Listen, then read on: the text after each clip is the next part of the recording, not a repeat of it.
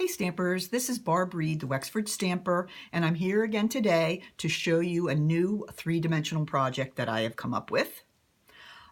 This is a note card box which holds the narrow note cards. Let me show you in the new Stampin' Up! Catalog some of the products I used.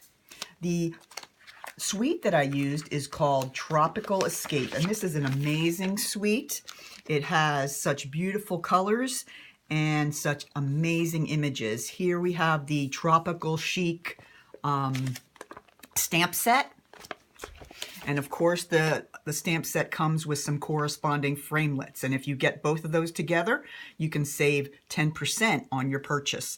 It also has amazing, amazing designer series paper and of course some amazing ribbon. So this was the suite that I used. And I told you that this was a box to hold narrow note cards. Now let me show you. I'll slide the belly band off and turn the box over. These are the narrow note cards here. And I've made those, and they are right into with the theme of our Tropical Escape. And you can use them for thank you notes. And then they come along with them. Comes a long, thin envelope with the rounded flap that I put a little bit of designer series paper on just to kind of spruce up. So those are the narrow note cards, and those are kind of hard to find in the catalog. They are back on page 193, and they come in packs of 20 for $8, and they're called Whisper White Narrow Note Cards and Envelopes, and they're a real fun size.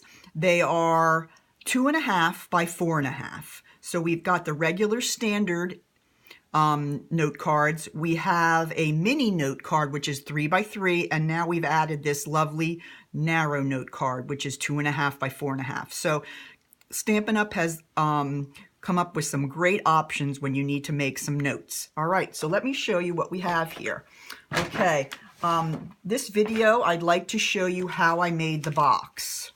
Okay, now to make this box I had to use a special piece of equipment called the Envelope Punchboard. Now, even though it's called the Envelope Punchboard and makes fantastic envelopes, it also can make a great box. So let me show you how I did that.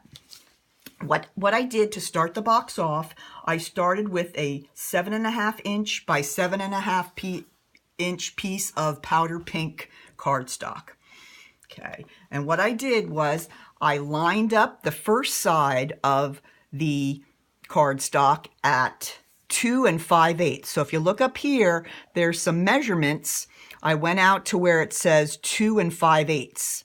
Okay, let me get my scorer out of here. I love this. It's right here connected so you can't lose it.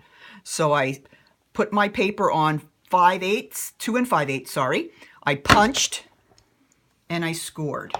Okay, then staying on the same side, I moved it to 3 5/8.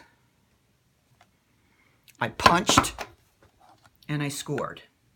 Okay, now we're going to turn the paper all the way around so that the area that you just punched is next to you or closer to you. So you're going to be on the opposite side now of your paper, and you're going to do the exact same thing again. So you're going to start at 2 5/8. You're going to punch and score. You're going to slide it to 3 5/8. You're going to punch and score. Okay, so now you have 2 of the sides punched and scored. Okay, now to finish up our box, we're just going to fill in on those sides by lining up our little score pointer there with the lines that are already scored onto our paper. So I'm going to line it up with this one here. I'm going to punch and I'm going to score. Okay, I'm going to slide it to the other so that the pointer is right along that score line. I'm going to punch and score again. Okay, then I'm going to finish up my punching and scoring same way, but on the other side. So I'm going to line it up here. Sometimes it's hard to see that line. There it is. And I'm going to punch and score. And then I'm going to slide again to the last score line here, punch and score. So there I have, you can already see in the middle of the paper the rectangle that is starting to form. That's going to be the base of the box. All right, now before I get rid of my scoring board, my punch board, I'm going to go ahead and I'm going to round all the corners on my paper. And that's what's really cool about the envelope punch board. It has that rounder right in the back, and you can use that certainly for more than just the 3D projects. All right, so I'm ready to put that away, and that goes away. All right, now we're ready to put our box together. And before we put it together, we have to fold on all the score lines and use a bone folder to crease them very well. It's really important to crease all your lines with a bone folder because it makes them much more consistent, and when you're putting the box together, all the pieces and sides fit together much more nicely. So a bone folder is a very important piece of equipment for those stampers and paper crafters that like to make 3D projects. All right, so there we go. I have scored and creased all my score lines. All right, now you'll notice that you want it to go so that it's long ways, okay? So we're on a landscape position here. You've got 2 little squares here and 2 little squares here, okay? Now these are your flaps, okay? So since this is the bottom of the box, we are gonna make these little flaps by just snipping up that score line there to the first horizontal score line. So now you have these 2 little flaps here that are going to fold inside of the bottom of your box. Now this is going to be my flap, my lid, we can say, that's going to close after the cards are put in. So for those 2 squares, we cut those completely off. Okay, so just follow those score lines there that make that small square and just cut those right off. Okay, so that's really all you need to do as far as cutting. So you're ready to put it together. And what I found makes it easiest to put together is if you have cards and envelopes placed inside so that when you pull it together, you can tell exactly how it should go together. Now, what kind of adhesive do I use? I like to use the tear and tape because it's a very strong adhesive and it's easy to get off the roll and it keeps that box held together very nicely. So what I'm going to do is put the tear and tape on the very bottom of these 2 side flaps. So let me show you how I'm going to do that. Let's move these for just a second. I'm going to fold this in and then put like 1.5 inches long, maybe 2-inch long piece there along the inside bottom of your side flap. Okay, now before we put it together, I just remembered another step that I don't want to miss. Okay, when you fold up the bottom flap on your box, you're going to notice it goes a little too high.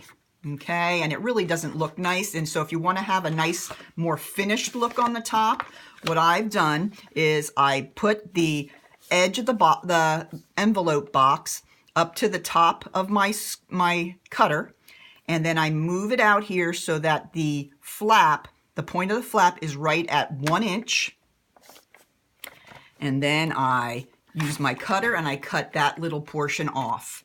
Okay, so now when I put it together, you'll notice that it's much cleaner there. So, all right, now let me show you how I do this. Easiest way. Sometimes if you try to put it together when it's empty, you really kind of wrestle with it and you don't get it adhered at the right place and it doesn't close real nicely. So what I've found is to put either, you can also use like an acrylic block, or you can just use some of the note cards that are going to eventually find their way into it anyway. All right, so I'm going to bring these 2 small flaps up here, and then I'm going to take off the backing on the tear and tape adhesive, which takes me some time since I don't have a whole lot of fingernail. All right, there's one on that side off. and then here on this side. Okay, now we're ready to put it together. We got our cards in there. We got our flaps up. Now we're going to carefully lay it over on top. Let's try that again over here. You want to make sure that your bottom is in nice. And then you want to feel where those cards are inside. And then you're going to gently touch down there. Let's try this side again. He's not, there we go, that's better. Get my hand in there, he's not. There we go, there we go. Now we've got it all put together properly, and now you've got your box, okay? And remember, we cut these flaps off, so this very easily goes up and down. So now you've got your box. Now let me bring in my box that I finished, okay? To finish off the box, you can always put some designer series paper on the front, and if you go to my blog at thewexfordstamper.com.blogspot.com and look up the Tropical Escape Suite, you can get all the dimensions of all the embellishing that I did to my box. But you always want to remember that you're going to need a belly band to put on. Now I made this belly band 1.5 inches wide, and it goes right on your box, and it keeps your box closed. Okay, and then I use some of the stamps and framelits to make my embellishment here on the front. So it's really not a hard project to go ahead and make the box, and if you, after a lot of practice, you'll get really good at it. And what a great gift to give to someone is a little box of note cards. So thanks for joining me for this tutorial, and check out my blog if you have any questions. You can always message me. Thanks again. Bye-bye.